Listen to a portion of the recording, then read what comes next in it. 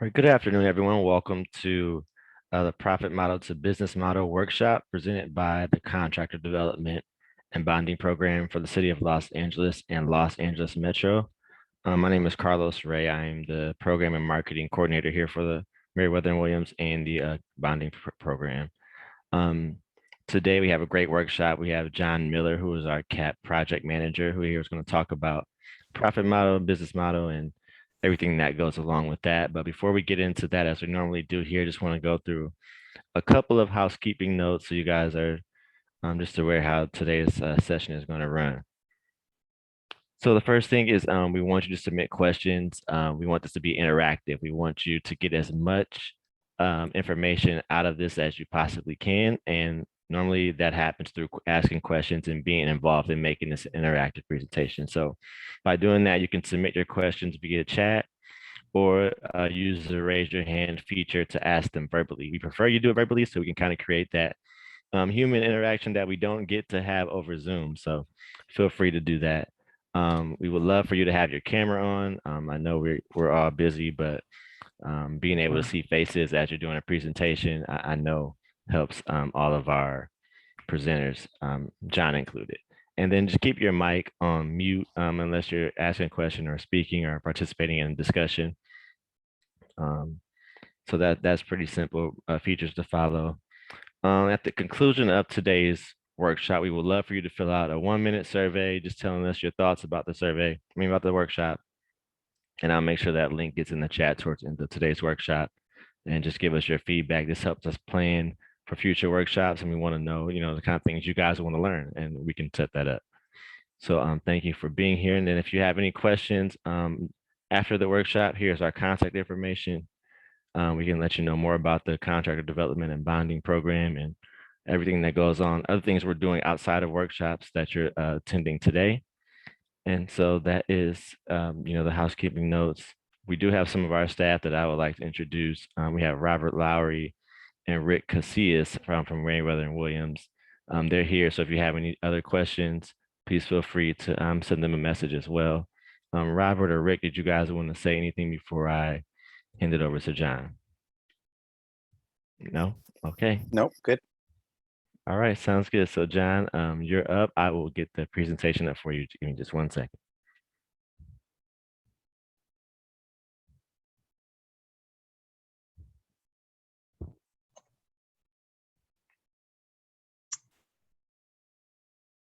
Thank you, Carlos. While you get that booted up, yes, I'm John Miller. I'm actually in our San Francisco office, part of our overall Merriwether Williams team here statewide. My background and experience is in the area of surety bond underwriting, construction insurance, and I worked for many years as a consultant to lenders, which brought me to our contract-based finance programs that Merriwether sponsors, both here in Northern California and in Southern California. Up here, we call it the Contractor Accelerated Payment Program. In Los Angeles, we're running what we call the Contract Finance Assistance Program, or CFAP. So I'm excited about this type of a presentation because it dovetails very well with what we think is so important for small business enterprises in the area of strategic planning. For those of you who might have participated in our workshop series this last spring, much of what I'm going to talk about here today was embedded in that process that we took our participants through over a 3-workshop period, where we started with how to develop an accurate analysis or an assessment of your company's strengths, weaknesses, opportunities, and threats, how to translate all of that into a business model, recognizing what your profit model is as a small business, and then weaving that all into a strategic business plan. So for those of you who participated last spring, this is a little different look than what we presented last spring, and it has a more narrow focus on just the profit model and the business model. But the other thing about the timing on all of this is that this is the ideal time of year for you to be focusing on strategic planning going into the next year. Most strategic planning should take place in the fourth quarter to set the stage for the upcoming year. And then, of course, we are very strong advocates that you frequently revisit your plan and make adjustments to it in order to meet and deal with current market conditions. So with that, Carlos, if you'll go to the first slide. All right, so just a preview of what we're going to take you through today. We're going to show you how to identify your profit model or understand what your profit model is and what core elements drive cost factors associated with that profit model. We're going to talk about developing a strategy that leads to an effective business model, how to define your business model in a very clear, concise, easily communicated look, if you will, so that you not only can have a good picture, a mental picture of what your business model is, but it's then easily communicated to your coworkers, your employees, your troops in the field. We're going to focus very distinctly on how you price your work, markup versus margin.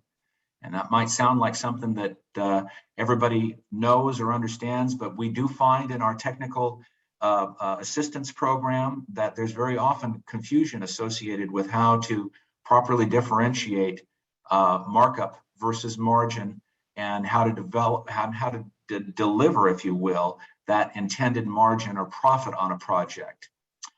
This is essential to the growth and survival of your company. So I'm going to focus on that today. Next slide, please, Carlos. First of all, a profit model, business model, these sound like sort of maybe highfalutin or obscure terms. A profit model, we're surrounded by profit models for that matter, okay? And just to give you an example, if you look at Facebook here, the first example, this is what is called a freemium profit model, where the product is essentially free. You're participating in Facebook, logging on, posting things, that's free to you as a consumer. However, Facebook generates, I was reading here earlier this week, about $54 billion in annual revenue due to advertisers on Facebook. That's how they make their money. So that's an interesting profit model, what they call the freemium profit model. Then there are profit models based upon a price and then a low recurring subscription fee. That would be like Dollar Shave Club or Harry's Razors or some of these vitamin companies like Balance of Nature, those types of outfits.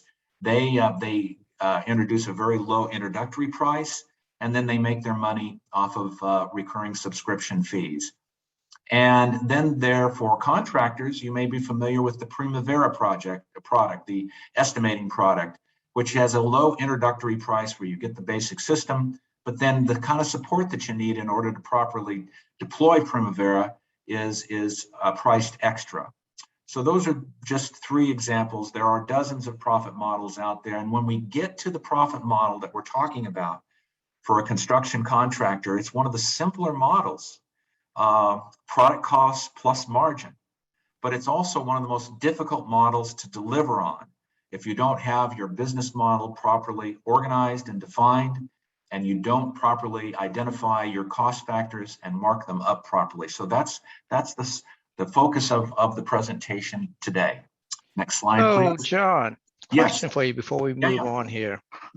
So what are the components of a profit model? Well, you've got your direct costs plus a markup in order to develop what would be your sales price to reflect cost of goods sold, okay?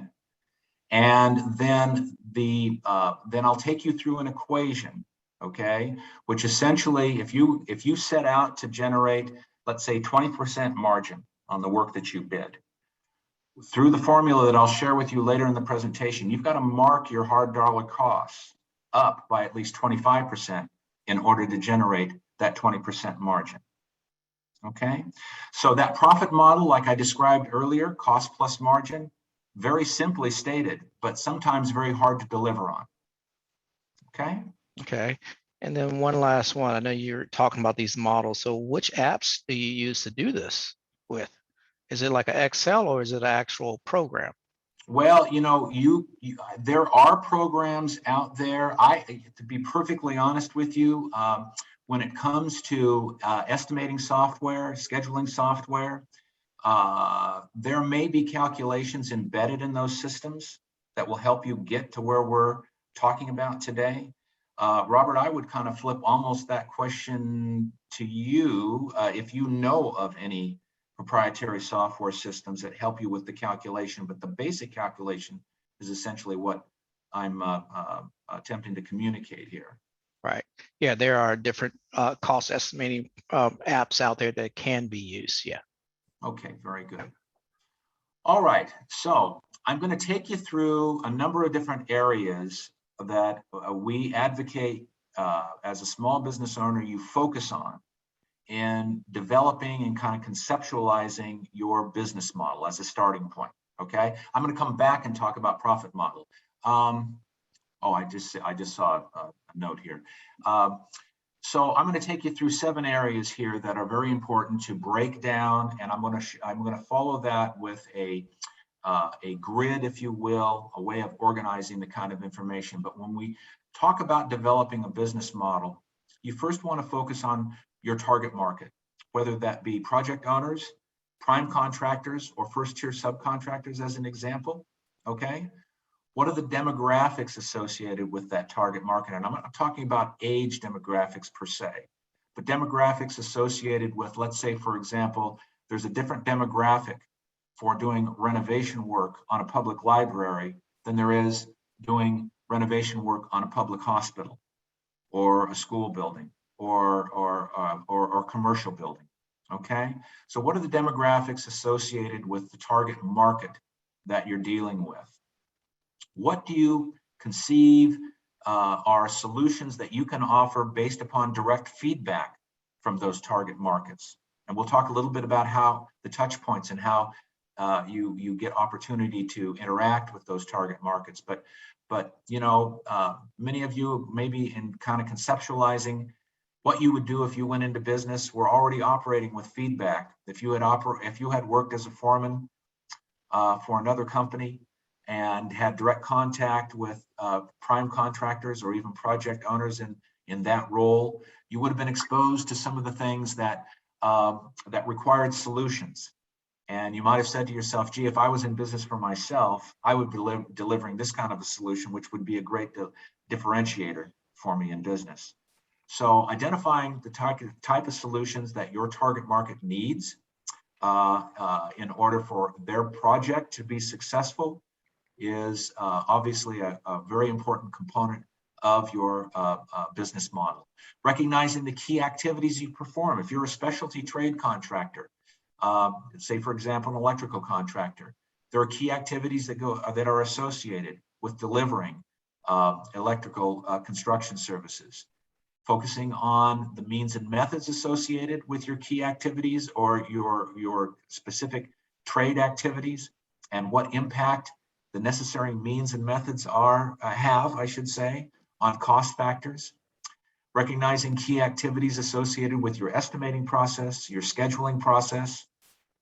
Understanding cash flow projecting, how that factors in to your key activities, and the impact of understanding your opening cash position on a project, your cash expenditures during the life of a project, your cash in and your ending cash position, whether that be on a monthly, weekly, monthly, or overall project basis. Key activities associated with the type of training that you need to implement, safety programs overall. And then, of course, key activities associated with your subcontract buy-up process if you're acting as a prime contractor. Yeah, so one thing I just want to chime in, John, is with that training and safety, and that's a upfront cost, but overall at the end, you know, there's some benefits with it, because when you spend money in training, there's less accidents, and then your EMR, your insurance goes down. So that kind of contributes to your profit as well, you know, investing into that training and safety. And a lot of these owners love to see you guys invest into that part. So I just want to chime in on that part there. Well, no question about that. And there's a cost that goes along with implementing an effective training and safety program, as you're describing, okay, that will ultimately get you benefits in terms of prime contractors or project owners' expectations of the level of training and safety, education that you've given your people, and also the benefits that you're describing in terms of cost of insurance and experience rate modification, so on and so forth. Yeah, But which we're give going you to more jobs. Yeah. Yes, and we'll focus on the fact that all of these areas that I'm going to describe here that go into the overall business model are creators of frictional cost. Okay, next slide, please.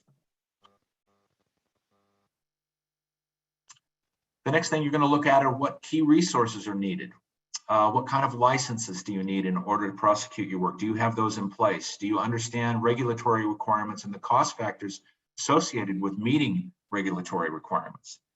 Do you have adequate capital, or are you going to need to look to programs like Merriwether and Williams sponsors in terms of providing surety bond guarantees so that you can get your bonding, or contract-based finance, the type of programs we run in the CAP program in San Francisco and the CFAP program in Los Angeles? Do you have access to capital?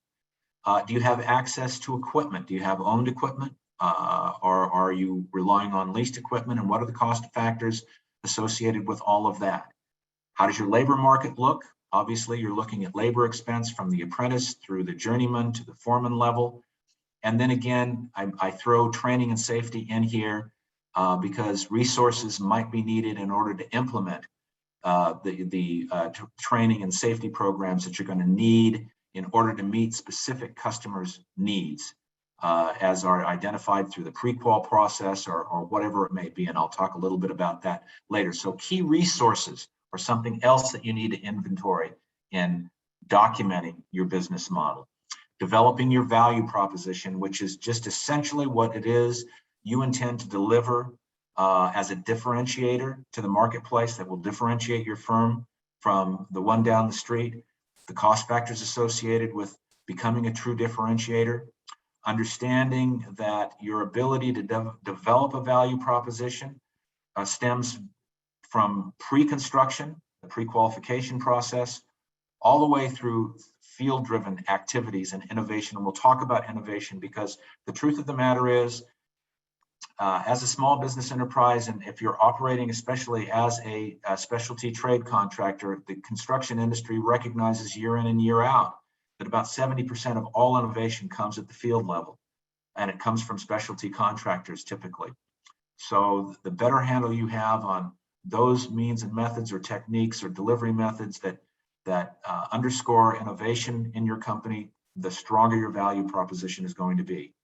And to link value added to whatever your service or product is. Okay. Next slide, please. We're getting to the end of the list here. Your key partners. The type of leverage that a good solid construction CPA or accountant or bookkeeper, and by the way, a public accountant or a construction savvy bookkeeper at the early stages of your business development is really very good and just as good as trying to go out and finance the cost of an expensive CPA. So keep in mind that having your books properly set up, having cost centers properly set up, the whole chart of accounts drill that we talked about in some of our other seminars this earlier this year is really very important, and to have the proper key partners in that area is of critical importance, and the frictional costs that go along with all that you need to recognize. Key partners in the insurance and surety area. Key lender partners, and that might be in the early going Merriwether and Williams as the frontline underwriter for these loan programs that we sponsor. Third-party consultants. We talked about estimating and scheduling as a component of your business model. You may need to supplement your existing estimating and scheduling skills with third-party consultants in that area. What kind of suppliers do you have? Do you have suppliers that are capable of meeting the requirements of your customers? We have a client we just finished working with that had a need to really and truly cultivate good sources of long lead items on specific materials that had to go into the project that he was bidding. And so he had to go out and identify suppliers that could meet long lead specialty material orders in order to be effective in bidding and carrying out the project.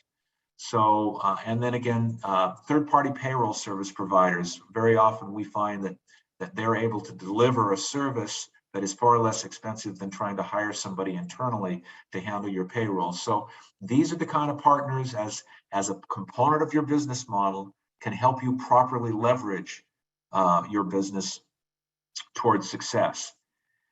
Recognizing also the opportunity to create demand in your company. How do you define or build interest in your company vis-a-vis your value proposition? We'll talk about that. And what is the opportunity associated with the fact that you're new competition in the marketplace and you're hungry? What benefit is that to a potential customer? That one-to-one touch from pre-construction through course of construction to even project closeout is a very important component of your business model.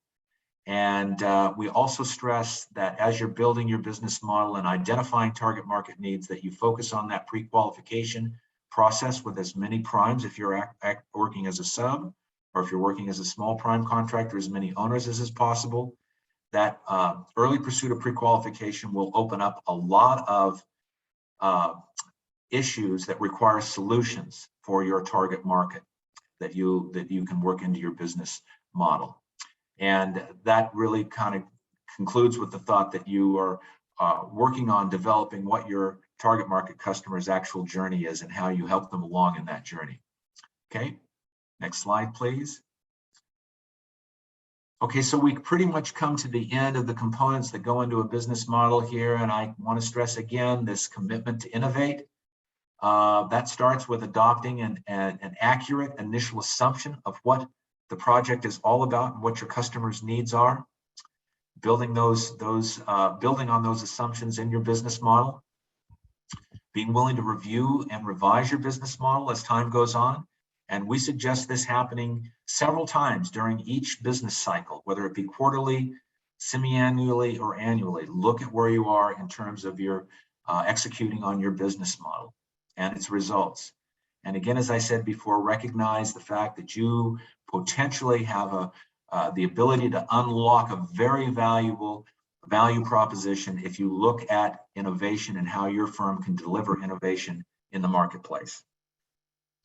Okay, so go ahead, Robert. I'm sorry to keep interrupting. So basically, this business model, you can kind of see it as a holistic, and your profit model is more like individual project, and it kind of ties into your holistic approach, right, of your business. Yeah, we're going to show you now, you're exactly right, how to take these components, or core elements, I call them, of a business model that we've just gone over, and how to put them into a one-page illustration of what a business model canvas looks like, okay? And understand that as you price your work based upon the cost factors that you identify through this business model on an individual project basis and overall, that's really we think the key to success long-term, okay? So if we can go to the next slide, please. All right, so now we'll take everything that I've sort of rattled off here and maybe hopefully not confused everybody with and translate it into a manageable picture, if you will. This business model canvas has been around for well over 15 years now.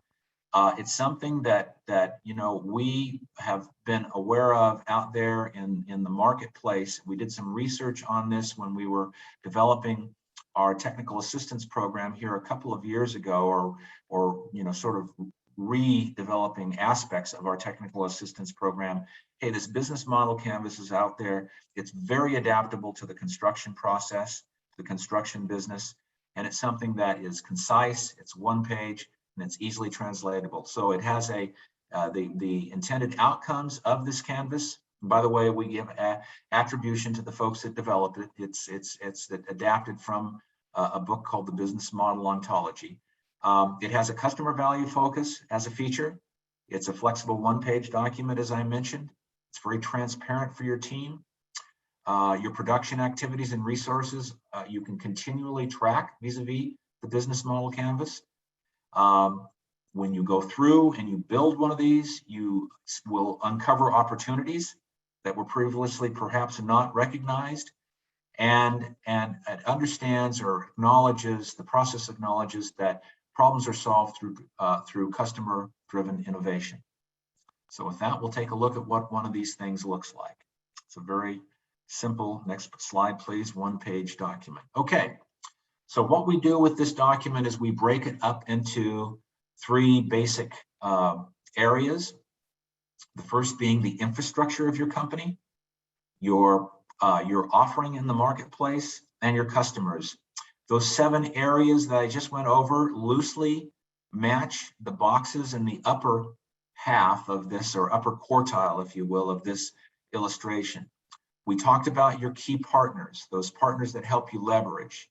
We talked about key activities, your value proposition, your customer relationships, what they're based upon, what type of relationship you have, your customer segments, your service channels, your customer touch points, and your key resources, and all of the costs associated with delivering in those areas. And by the way, we'll segue to another illustration where we've kind of filled this out on a test basis for you, or an example basis.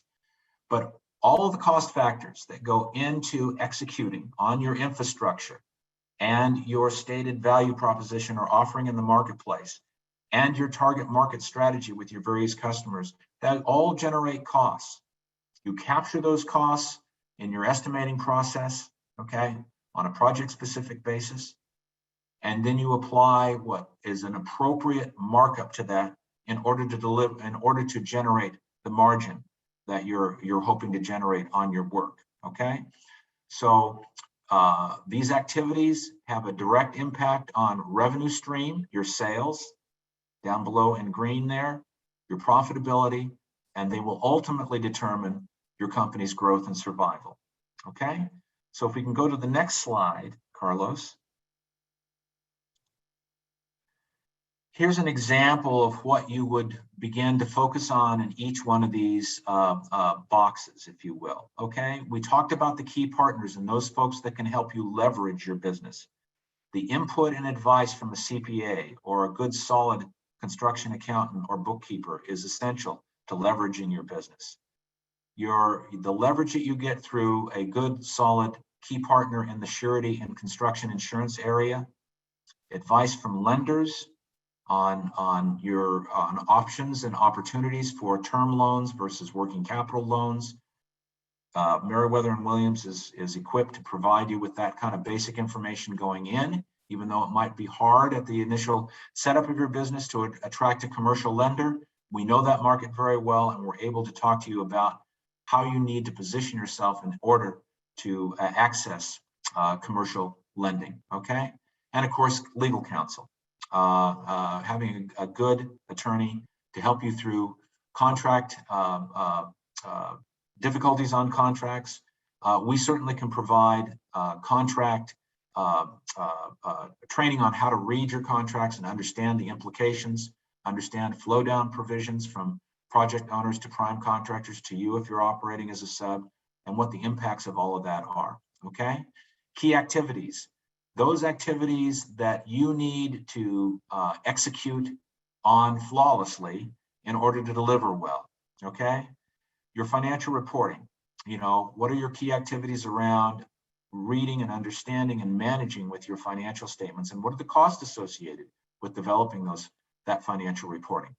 That financial reporting is not only balance sheet and profit and loss, but it's also your work in process reporting, cash flow reporting, and field level job cost reporting.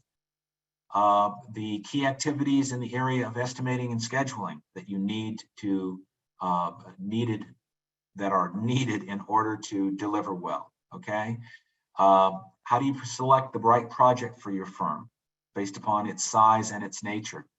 And again, key activities in the area of training and supervision. So as we go through these, transition here just to key resources, those indisputable assets would be your labor component, your access to resources in the area of equipment, whether it's owned or rented or leased, suppliers and materials, and of course your status as we call it here in San Francisco, a local business enterprise or a small business enterprise.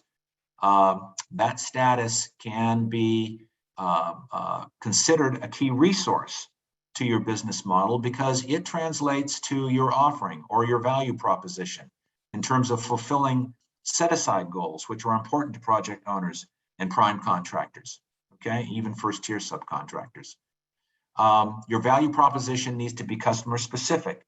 Things like on-time, on-budget delivery are customer specific value propositions. How do you get to that? Total quality management. We talk a lot about QA, QC. The QC piece is essentially your piece. How are you going to manage to deal with the quality assurance piece that is essentially flows down from project owner to prime contractor? And how do you distinguish yourself or differentiate yourself in terms of quality control, quality assurance? And of course, I come back always to innovation. When you take a look at your target market customers, that look is going to be based upon your customer relationships, type of contracts that you bid, whether they be lump sum, cost plus, or purchase order, the type of relationship you have with a prime contractor or a project owner based upon the type of contract will drive your value proposition and your target market strategy, okay? Your strategy in developing business with those customers. Understanding that your paying customers may be project owners who have different needs than prime contractors and or first-tier subcontractors, understanding those segments and what their needs are. And then finally, those touch points we talked about earlier, that deep in pre-construction, pre-bid, that pre-qualification process. Is there an opportunity at that point in time to identify the needs of a target market customer and fulfill those needs? There's also an opportunity at point of award and scope development. And then, of course, means and methods, and also, during the normal project delivery process during the course of construction. So all of these things in this upper quadrant of infrastructure offering and customers generate frictional costs, which translate then ultimately into revenue streams, which need to be properly priced to determine your company's growth and survival. Now, we can provide this business model canvas to you, and our team is very ready, willing, and able to walk through this with you as you develop the basic components of your business model. Okay, let's go to the next slide, and actually let's see what is on that next slide. Carlos, might be a point in time to take questions here real quickly.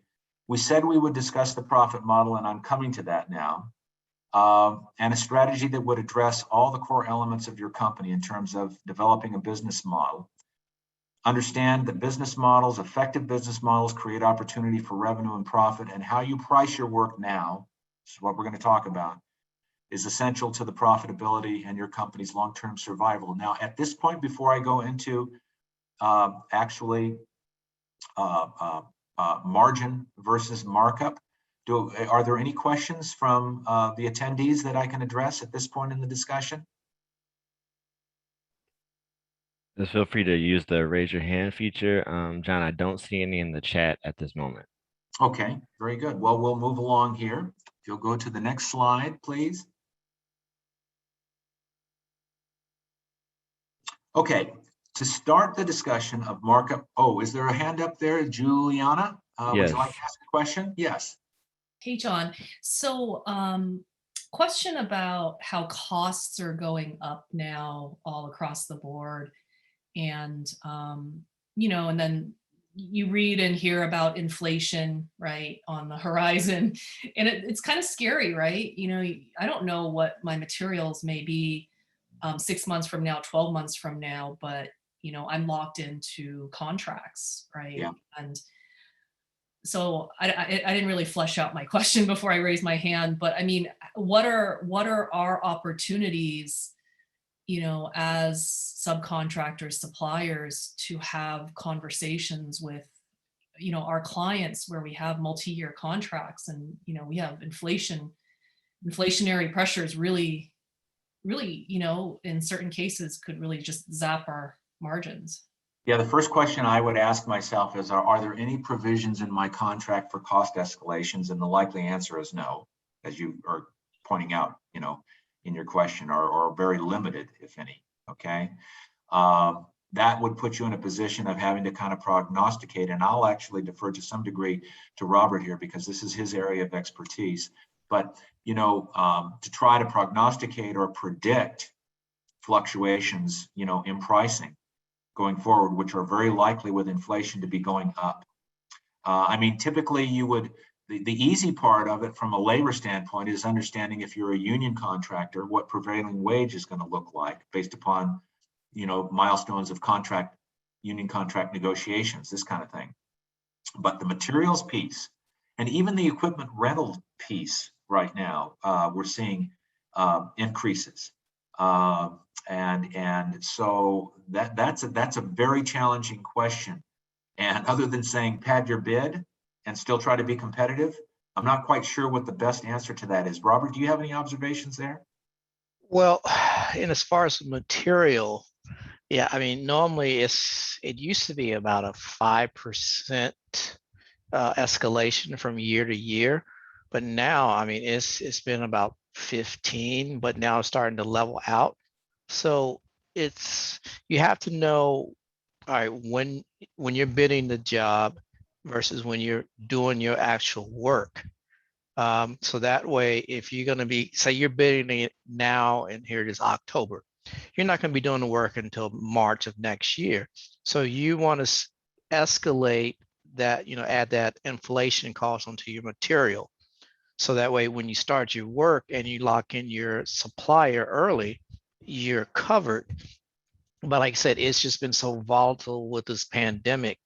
It's like I said, you have to see what the trend is within your own trade.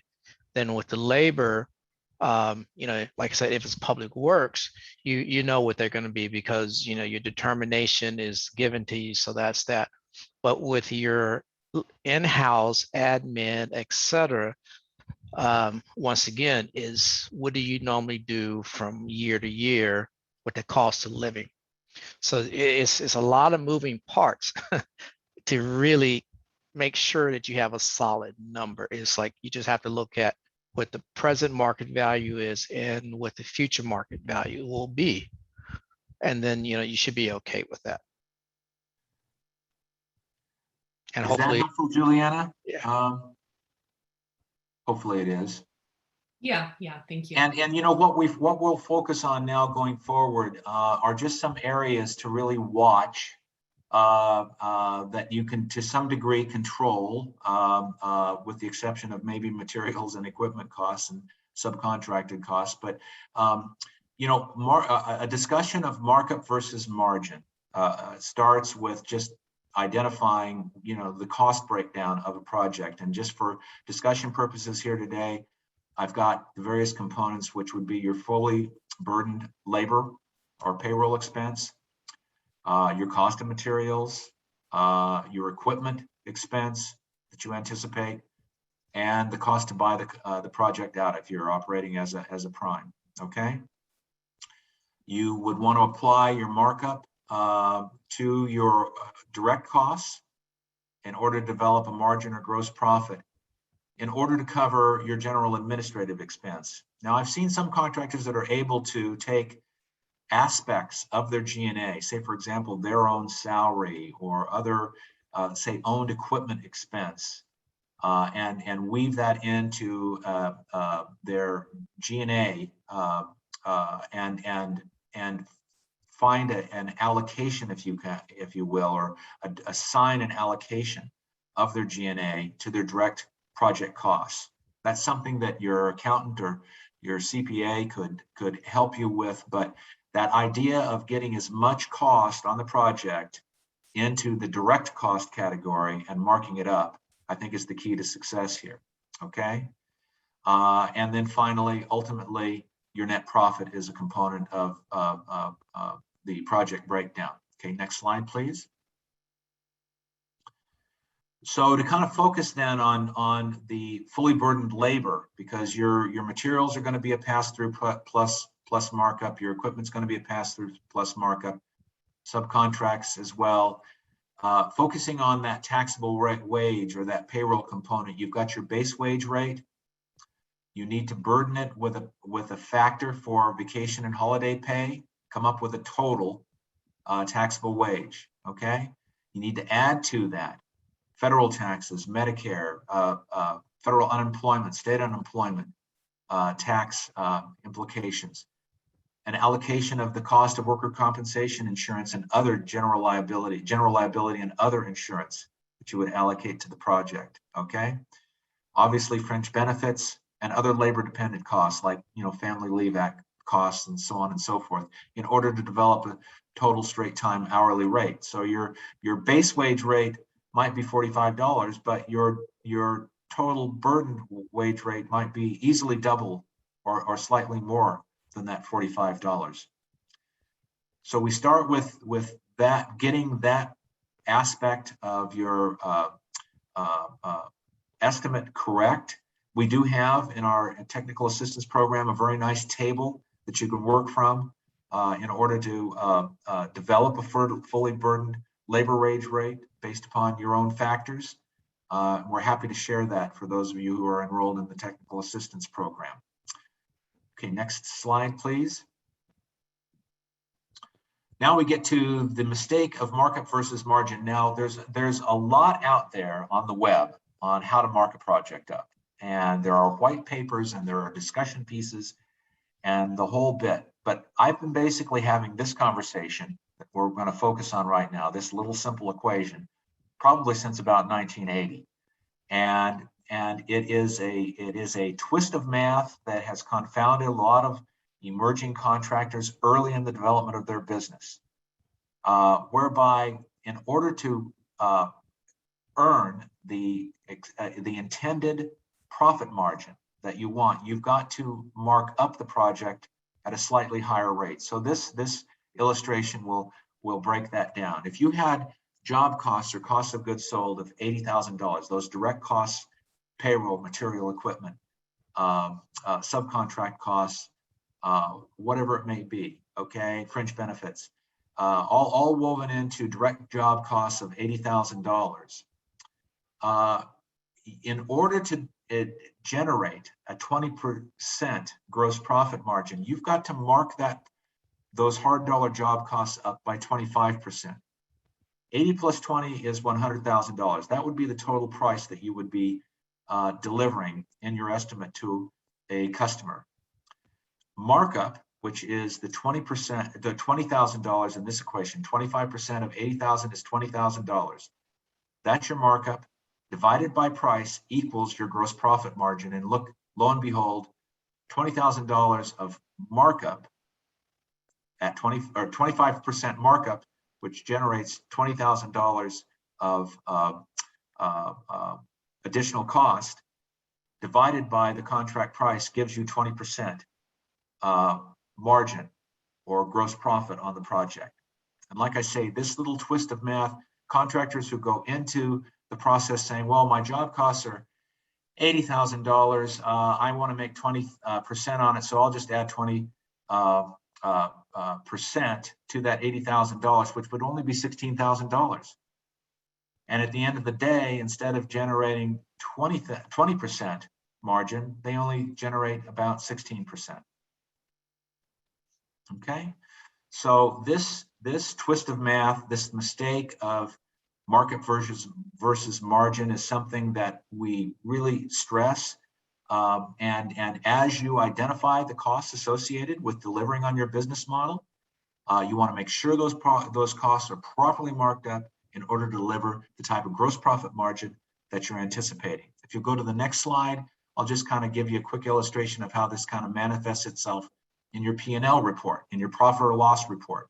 This goes along with your balance sheet. If your ordinary income, okay, which is your hard dollar costs at 25% markup is $100,000, as we showed on the previous illustration, and your direct costs on the project total $80,000 in terms of COGS, cost of goods sold, okay? Your gross profit is going to be 20% based upon that model that we just went through.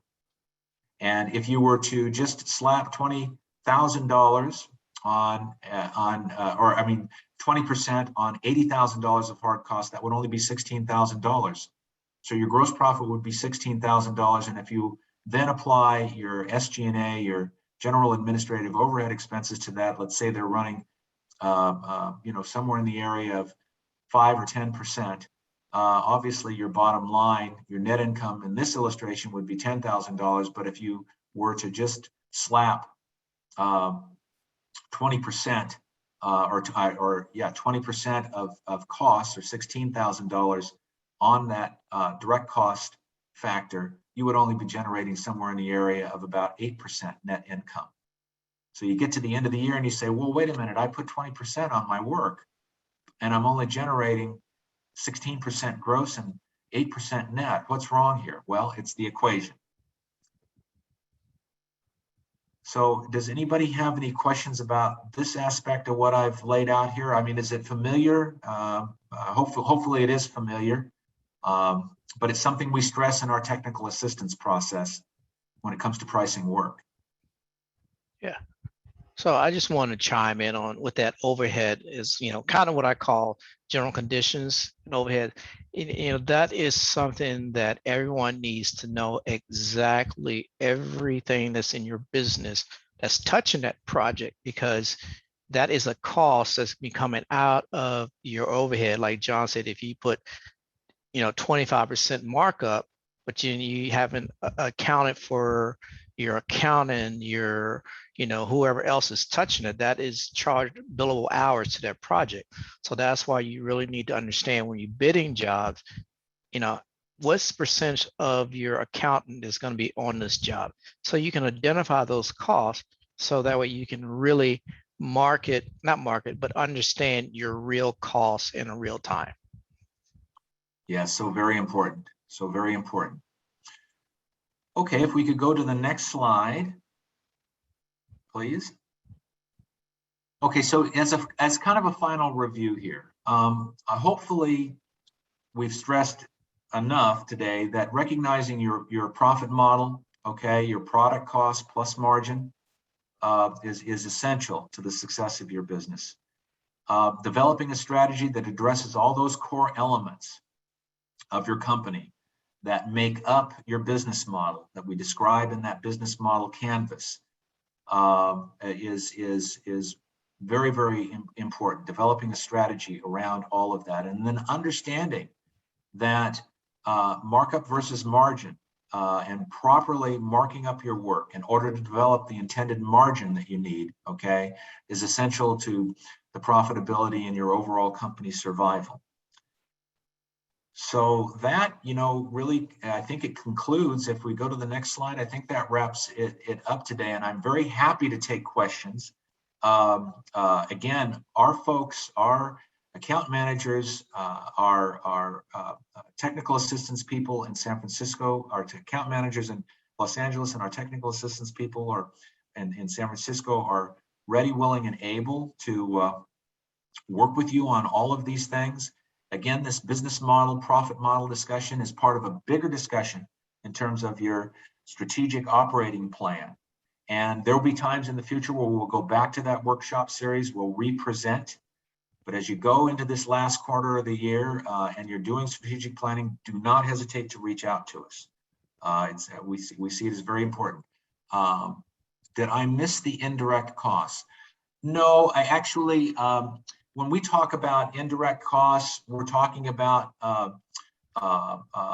variable costs, okay, that would be part of your G&A.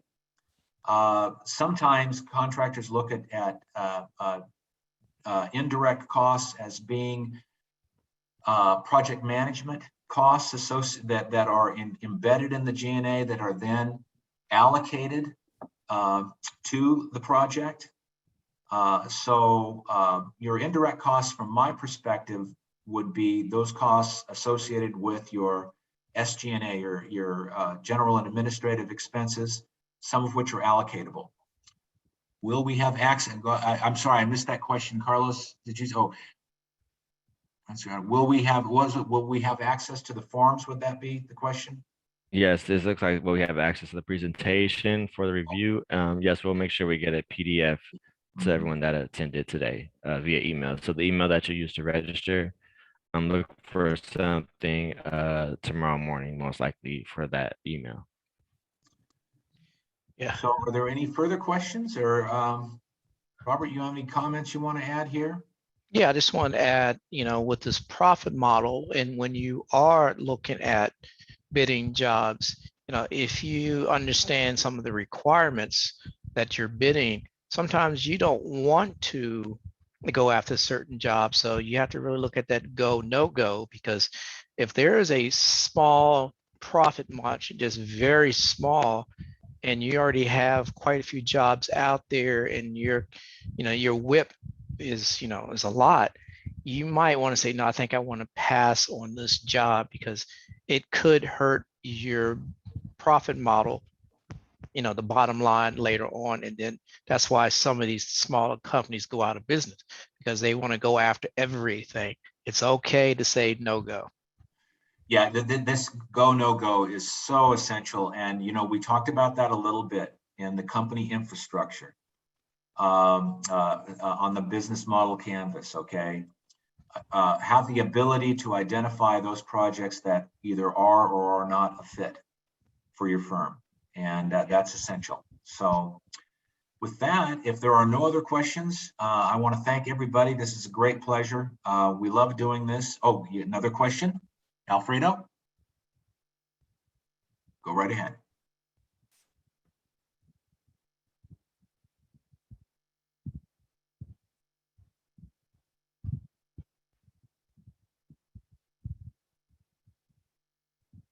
Is your microphone muted? Okay.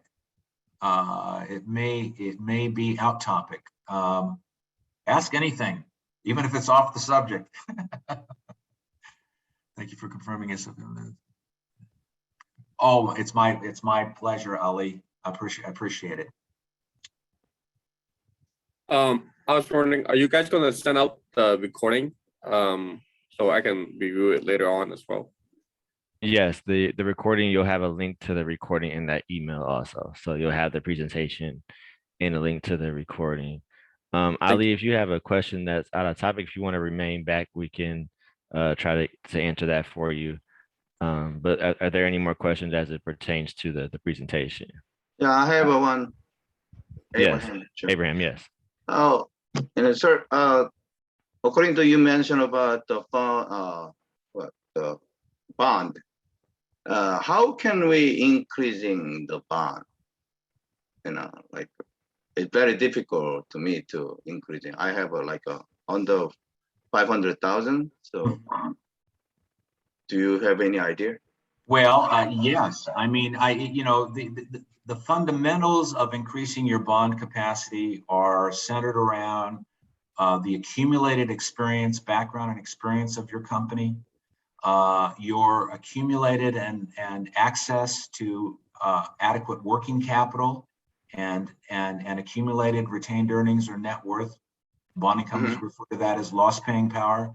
And then, of course, being able to identify projects that fit your background, organization, and experience and provide an opportunity. I mean, you're always looking for that next project that fits you very well, that might be slightly bigger. And the things that drive your ability to increase your bond capacity, first of all, I would say that you really do need to have a good, solid construction contract, performance and payment bond surety expert at your side, and a CPA or an accountant or a bookkeeper that understands the importance of accurate and timely financial reporting.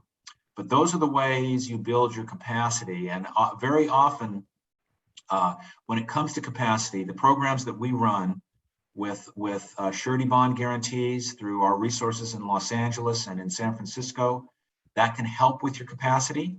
So I would strongly urge you to contact my colleagues in either one of those operating areas for some help with surety bond guarantees. And of course, the contract-based finance, while lender capacity isn't always a catalyst for a surety underwriter to grant additional capacity, it is an indication of whether or not you have fallback resources in order to finance the work that you're undertaking. So it can have an influence. Oh, I understand it, but if I can have a joint venture together, which is my partner has about 5 million, and we make a joint venture together, go to the project. Is that possible? I can increasing that way or not? Well, going at that question from an old school standpoint, I would tell you that most sureties would say that each joint venture partner coming to the project would have to have enough capacity to undertake that project on their own from a financial strength and a background and organizational standpoint. These joint ventures are joint in several, okay? So the idea of teaming together, what you can make the case for, and for a project that would otherwise be a fit for your organization, is to say to the surety, look, risks are minimized associated with this joint venture because it's a joint venture of convenience between two excellent contractors. And we're going to be able to deliver a project on time, on budget, maybe ahead, and maximize our earning potential. But just teaming up with another contractor and attempting to stack your financial strength with theirs, okay, isn't always a way of getting additional bond capacity. I can also tell you, though, looking at the capacity of your organizations, one organization might have a greater capacity to deal with a certain type of contract that would enhance your ability to bid the job. In other words, one organization might be really good at what would be fast track type constructing. You might not have a strong track record. Nevertheless, you're able to deliver on all of the components associated with a project that's on a fast track basis. So you develop a joint venture of convenience to attack a job like that.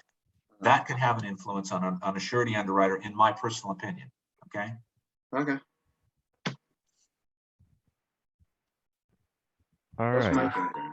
So, no, thank you guys so much. John, thank you so much for sharing your experience and expertise with us. I hope you all got some information from today's workshop. As I said, you'll get an email tomorrow with the presentation as well as a link to the recording, so you can review this again at your leisure. And so thank you for being with us. If there's nothing else, thank you and have a great rest of your day. And we hope to see you at one of our future workshops. Thanks Thank very you. much. Thank you. Bye. Thank you. Mm.